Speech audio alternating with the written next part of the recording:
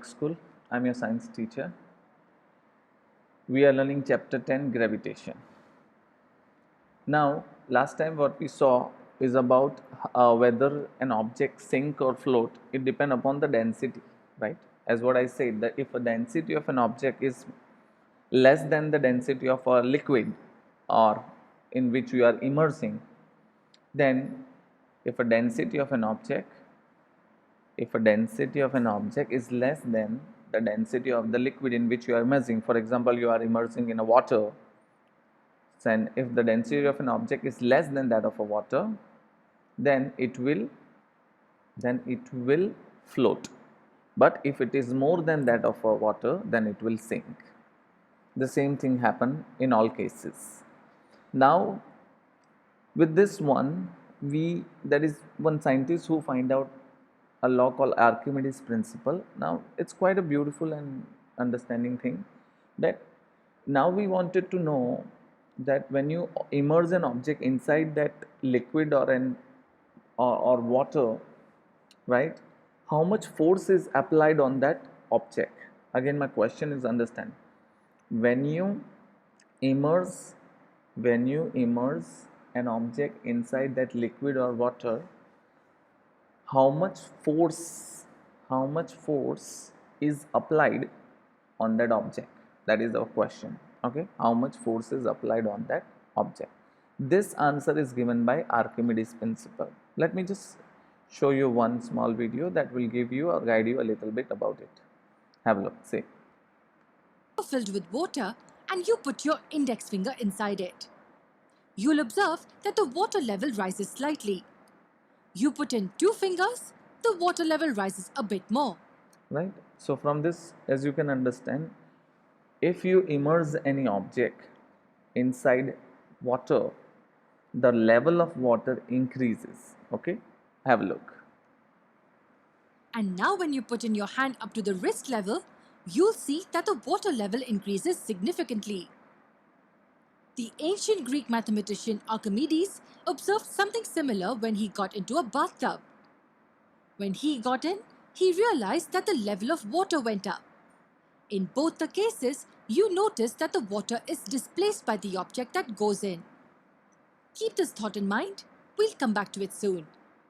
In our previous videos, we've seen that when an object is placed in or on the fluid exerts a buoyant force on it which acts upwards. The Archimedes principle goes just one step further in saying that the buoyant force applied by the fluid is equal to the weight of the displaced fluid. We can take a simple example to understand this. Take a 5 kg solid object and suspend it by a spring balance. The balance will read 5 kilograms. Let this be the first case. For the second case, take a beaker of water which has a small opening at the top. The water in the beaker is filled right up to this point where the opening is. And we keep a small container under the opening. Now slowly lower the solid object into the water and you'll see that the reading will be lower number as compared to the previous case. Why is that? It's because of the buoyant force acting on the object. You'd have also noticed that some water was displaced. Now in this context, we can say that the weight of this displaced water is equal to the magnitude of the buoyant force acting on the object. That's the Archimedes principle. When an object is immersed fully or partially in a fluid, the upward force applied by the fluid on the object is the same as the weight of the fluid displaced by the object. Where is this principle applied? Can you think of examples? How do you think large steel ships float? It's simple. If the weight of water displaced by the vessel below the keel is equivalent to the vessel's weight, then everything above the keel will remain afloat. That's because the water too applies an upward buoyant force on the ship, which is same as the weight of the water displaced by it. Okay, so from this what we can say is, right, so when a body is immersed fully or partially in a liquid, it experiences an upward force that is equal to the weight of the fluid displaced. So basically, when you put an object inside that water or liquid, there is a liquid which gets displayed. You have to get that liquid, and when you weigh that liquid, that is equal to the weight.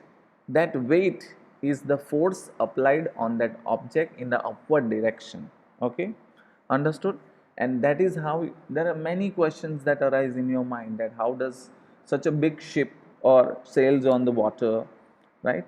So many things comes in your mind, and the whole question and the everything whatever they prepare is based on this simple principle called Archimedes principle. Clear? And this is the statement for it. When a body is immersed fully or partially in a liquid, it experiences an upward force. It experiences an upward force is equal to the weight of the liquid displaced in it. Understood what I said? So that is what you need to understand. Clear? Now, the last and the foremost topic of our is relative density. Okay, relative density. So, in relative density, what we are looking is the density of a substance. Do you know what is density? Density is defined as mass per unit volume. When we say density, density is nothing but it is called mass per unit volume. Mass per unit volume. Okay, understood what I am saying? So, density is nothing but we call it as mass per volume.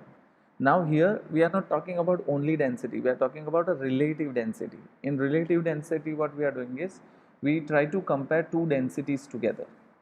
We try to compare two densities together. Okay. So, in density, here we are talking is we are going to compare two densities of a so one relative density is the density of a substance, and we are comparing it with which quantity? We are going to compare it with liquid.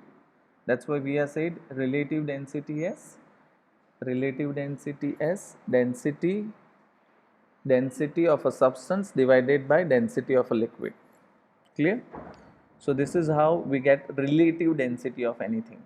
And you know what is unit of density is nothing, it's called kg upon meter cube. Density is kg upon meter cube. It's as simple as it is. Okay, so I hope you are getting what I'm trying to say. Understood what I say? So here what we understood is density and the relative density. Density, as what I said, is density is defined as mass per unit volume, and relative density is the ratio of two things, density of a substance upon density of water.